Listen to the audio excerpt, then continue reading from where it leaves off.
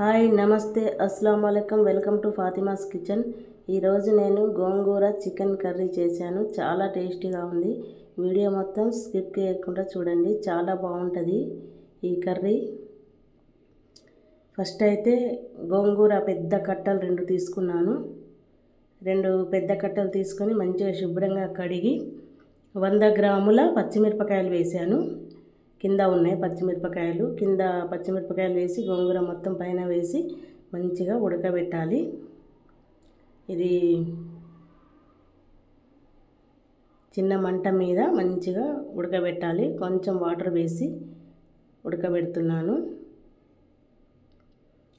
ఉప్పు వేయాలి. ఉప్పు 2 టేబుల్ స్పూన్లంతా ఉప్పు వేసిన, రాళ్ళ ఉప్పు వేసిన. గోంగూర కదా చాలా పుల్లగా ఉంటుంది కాబట్టి ఉప్పు ఎక్కువనే పడుతుంది. ఉప్పు వేసి మంచిగా ఈ పచ్చిమిరపకాయలు గోంగూర మంచిగా ఉడకనివ్వాలి. మెత్తగా ఉడికిన తర్వాత మెత్తగా ఉడికిపోయింది. ఇప్పుడు 1/2 స్పూన్ అంతా పసుపు వేస్తున్నా. పసుపు వేసి మంచిగా కలిపేసి పక్కన పెట్టేస్తున్నా. ఇప్పుడు 2 కేజీల చికెన్ 2 కేజీల చికెన్ తోటి చేస్తున్నా నేను. ఇవి గోంగూర 2 పెద్ద కట్టలు కదా. గోంగూర అయితే మంచిగా ఉడికిపోయింది.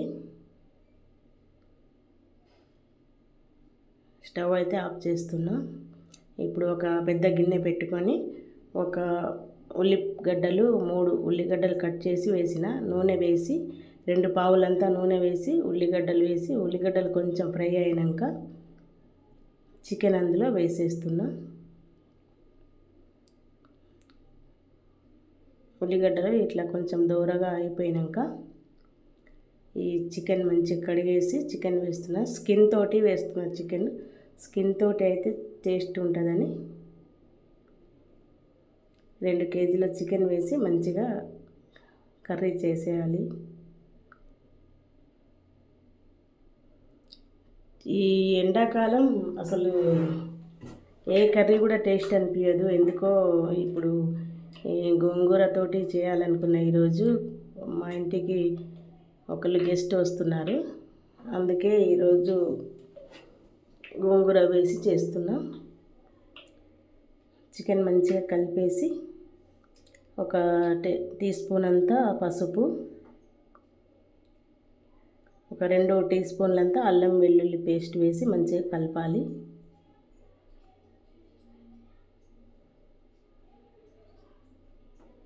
మంచిగా కలిపేసి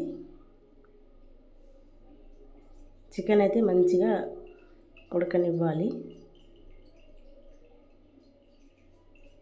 మంచిగా మూత పెట్టేసి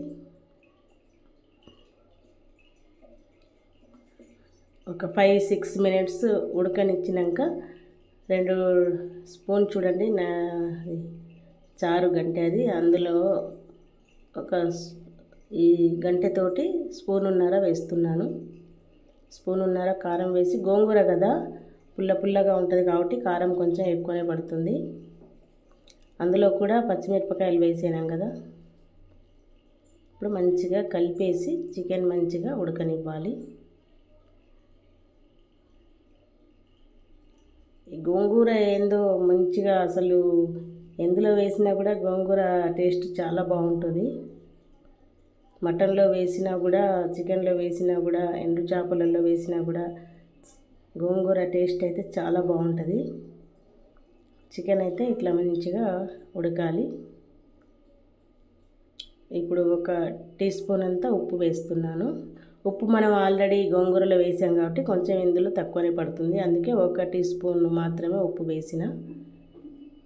ఆల్రెడీ కారంలో కూడా ఉంటుంది కదా ఉప్పు, చూసి వేసుకోవాలి. ఇప్పుడు మంచిగా కలిపేసి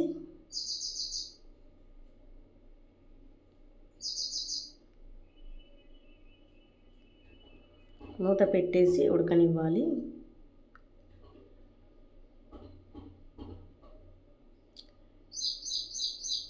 రెండు టీ స్పూన్లంతా ధనియా పౌడర్ వేస్తున్నా. స్పూనున్నర ధనియా పౌడర్ వేసి హాఫ్ స్పూన్ అంతా మిరియాల పౌడర్, మిరియాల పొడి వేసి మంచిగా కలిపేసి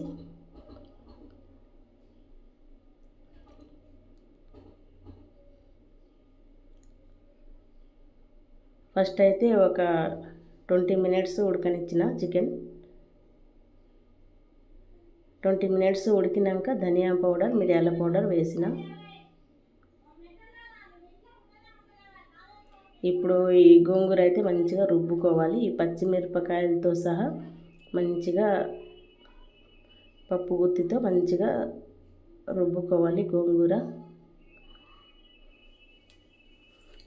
ఆల్రెడీ నా ఛానల్పై గోంగూర మటన్ కూడా ఉంది, చూడండి.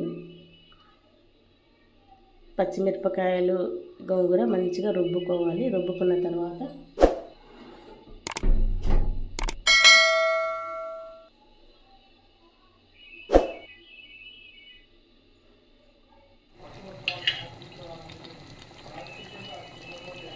ఇప్పుడు కొంచెం కొత్తిమీర వేస్తున్నా.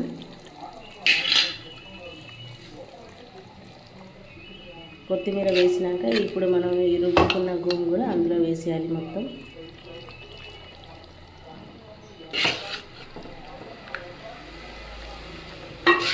గోంగూర మొత్తం వేసేసి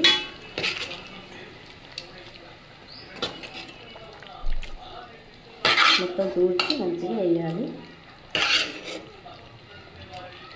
గోంగూర వేసి మంచిగా కలపాలి.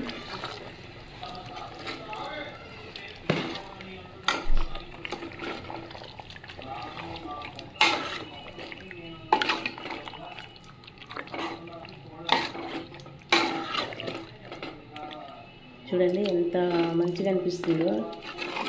గోంగూర చికెన్ చాలా టేస్టీగా ఉంటుంది.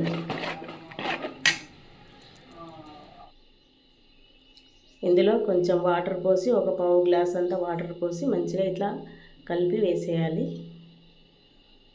వేసినాక ఒక 4-5 మినిట్స్ ఉడకనిస్తే సరిపోతుంది. ఆల్రెడీ ఉడకబెట్టిందే కాబట్టి ఎక్కువ టైం పట్టదు. ఒక 4-5 మినిట్స్ ఉడకనిస్తే సరిపోతుంది.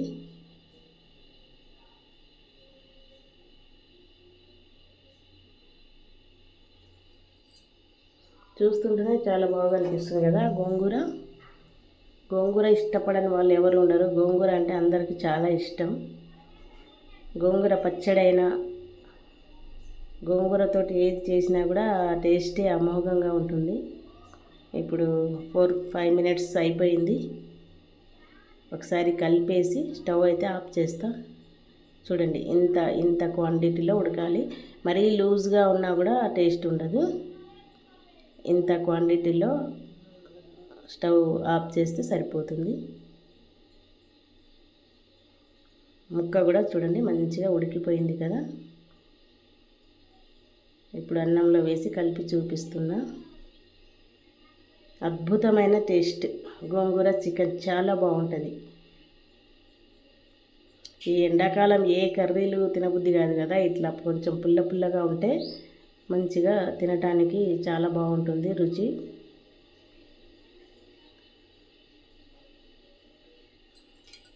నా ఛానల్ని సబ్స్క్రైబ్ చేయండి, లైక్ చేయండి, షేర్ చేయండి, బెల్ ఐకాన్ ప్రెస్ చేయండి. బెల్ ఐకాన్ ప్రెస్ చేస్తేనే నా వీడియోస్ మొత్తం మీ దాకా వస్తాయి.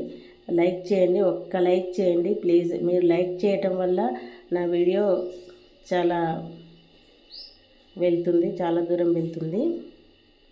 ప్లీజ్ లైక్ చేయటం మర్చిపోవద్దు. లైక్ చేయండి, ఒక లైక్ కొట్టండి. కర్రీ అయితే సూపర్గా ఉంది. ఇది వైట్ రైస్లోకి కూడా బాగుంటుంది. ఈ కర్రీ బగారా రైస్లోకి కూడా బాగుంటుంది. బగారా రైస్లోకి కూడా చాలా బాగుంటుంది. చూడండి ఎంత బాగుందో, అసలు చూస్తుంటేనే నోరు ఊరిపోతుంది కదా. ఇంకో రెసిపీతో ముందుకు